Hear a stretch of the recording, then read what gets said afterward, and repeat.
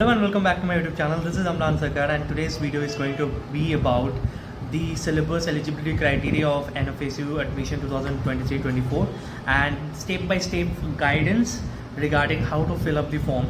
And before getting into that part, I would like to tell you that I'm organizing a webinar on this Sunday, 2nd of April at 6 p.m. IST, and this webinar is going to be free for all of you. You can join in here, link will be in the description, and this particular webinar will be about admission related queries, job related queries, scopes and all. Any sort of queries that you guys have regarding forensic science, I'm going to answer you all over there, and link will be in the description to register yourself over there. By Saturday you guys need to register, that is the last day. Sunday 6 p.m. IST the webinar is going to be conducted. So that's it, and let's get straight into this video. Alright, so here we are. We'll go to the NFSU website first, nfsu.ac.in. So here is the website. I'll just go here. So once we log into this page, or not log into, when this page, you'll get the glimpse of this advertisement. So you can, before filling up the form, you can once again go through the courses that are eligible, that are being conducted by NFSU and are open for admission in 2023-24. So what we'll do is just go down and click on more details. So once we come up to this page, we'll come down a little bit below, wherein we'll get this section eligibility criteria for admission 2023-2024. Now most of you guys keep on asking me about the eligibility criteria, mode of admission, syllabus for entrance examination, format of the question paper, cutoff and all. So आप इस page में आओ, admission वाले इस page में आओ NFSU के, यहाँ पे आप eligibility criteria admission 2003-2024 में आओ, and you'll get this PDF of 26 pages wherein you'll get every sort of information about the admission process, eligibility criteria, syllabus, format of the question paper for all the courses that are open to admission in 2023, 2023, 2024. अगर मैं हर एक course के बारे में individually बोलते जाऊंगा तो it will unnecessarily make the video very lengthy, which I don't want to do it. So please go through it. It's very easy to understand. One thing that I want to highlight here is that if you go through the syllabus of the entrance examination, is mentioned here: physics, chemistry, biology, basics of forensic science. Now many of you will have this question, what sort of physics questions or what is the standard of the questions that will be coming. So physics, chemistry, biology mainly it is of standard of 11th and 12th. अगर आप 11th 12th की जो syllabus है physics, chemistry, biology वो follow करते हो, वो थोड़ी study करते हो, तो आप आसानी से ये चीज कर लोगे. Basics of forensic science में आपको बहुत सारी चीजें मिल जाएगी ऑनलाइन ही, वो थोड़ा गूगल कर लो. Basics of forensic science में आ जाएंगे आपके things like उसके कितने प्रिंसिपल्स है, उसके कितने फील्ड्स हैं, फादर्स कौन कौन है हर एक फील्ड के, और बेसिक क्या चीजें होती है फोरेंसिक साइंस में, इतनी बस. ज्यादा कुछ यहाँ पे डिफिकल्ट क्वेश्चन नहीं आएगा.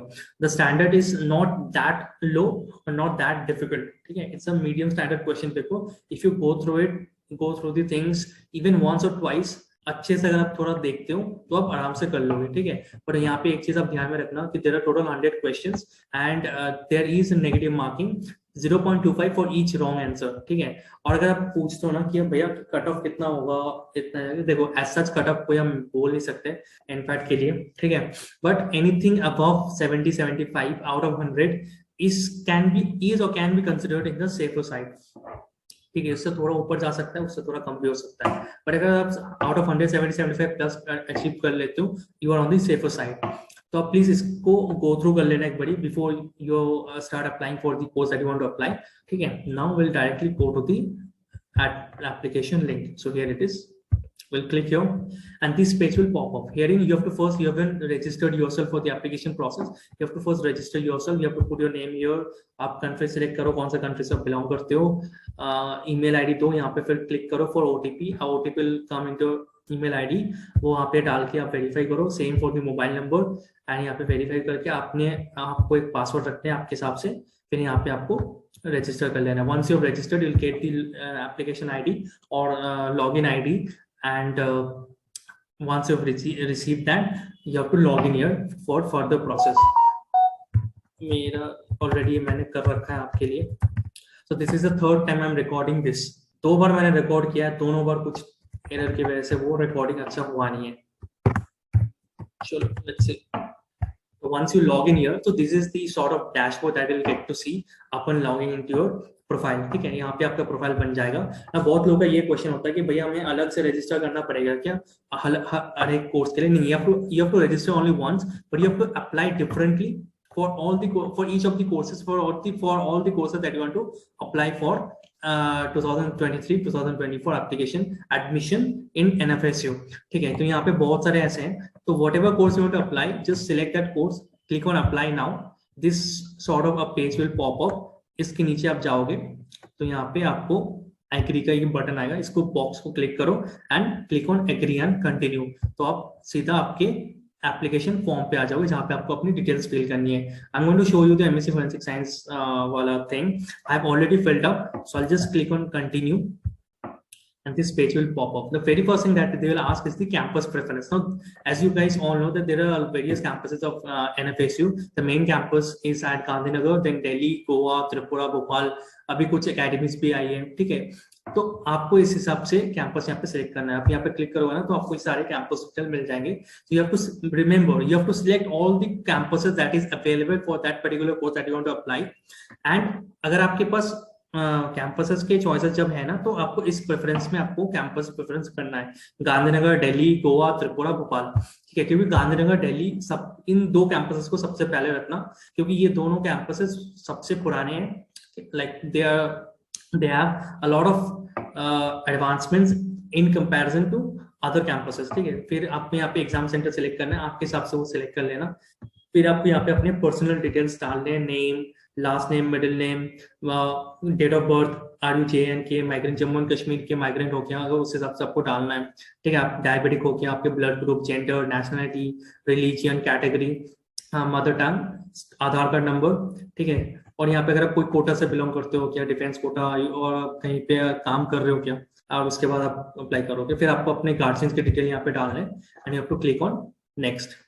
फिर नेक्स्ट पेज आ जाएगा जहाँ पे आपको अपनी एड्रेस देना है। तो there are two types of addresses, one is address for correspondence and another one is a permanent address. Now corresponding address is the address where it's the present address where you live presently, and the permanent address is that जहाँ पे आपका permanent residency है, ठीक है। बहुत लोगों का वो सेम होता है। If it is same then click yes over here, if it is different then no करके यहाँ पे आपको परमानेंट एड्रेस अलग से फिल करना है, ठीक है।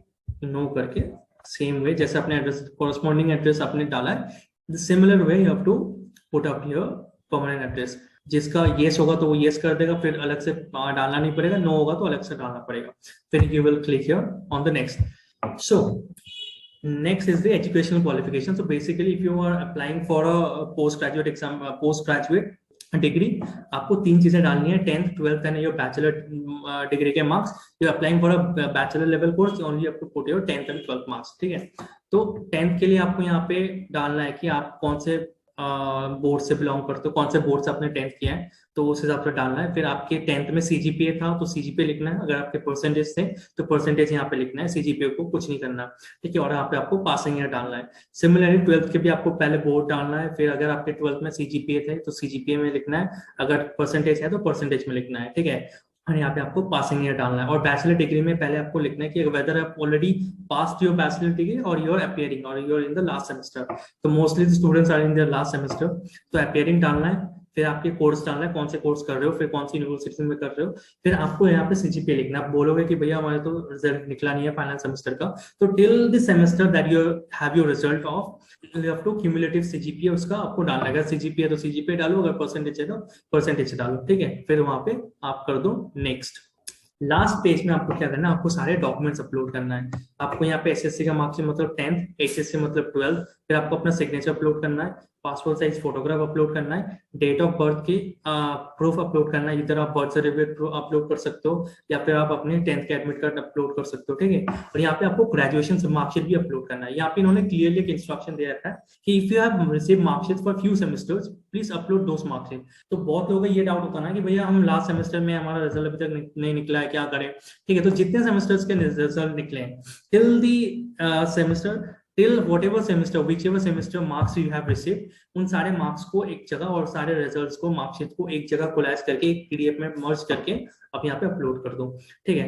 Then what you have to do is that you have to upload one of your government identity card, Aadhaar, pan, driving, election, जो भी आपके पास। Once you upload all this and also maintain one thing is that the maximum size limit for each of the file has been clearly mentioned over here. ठीक है, तो please adhere with that ताकि आपके सारी चीजें upload हो जाए। फिर यहाँ पे जितने भी बॉक्सेस है उसको टिक करना है, टिक करके आपको नेक्स्ट करना है। फिर आप आ जाओगे लास्ट पेज में, वेयर यू हैव टू पे फॉर इट। ठीक है, और रिमेंबर वन थिंग, आप चारों स्टेप्स कर लिए, पांचवें स्टेप पे अगर आप पे नहीं करते, if you don't pay for the application fees, your application can won't be considered as a confirmed application. ठीक है, और हेंस आपको जो फर्दर प्रोसेस में उसमें कंसिडर नहीं किया जाएगा। तो make sure you pay for the application fees और for whatever course you want to apply, make sure that you pay for each of the courses. All right, so once you make your payment, यहाँ पे आपका एक receipt generate हो जाएगा और यहाँ पे आप अपना एप्लीकेशन फॉर्म यहाँ से डाउनलोड कर सकते हो।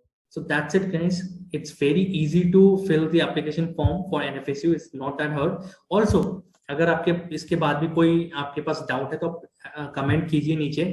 Also I am organizing an webinar on this Sunday at 6 PM IST। ठीक है, उसका भी लिंक आपको मिल जाएगा डिस्क्रिप्शन में, उसमें जाके आप रजिस्टर कर लो। वहाँ पे कोई डाउट हो तो वहाँ पे आके पूछ लेना।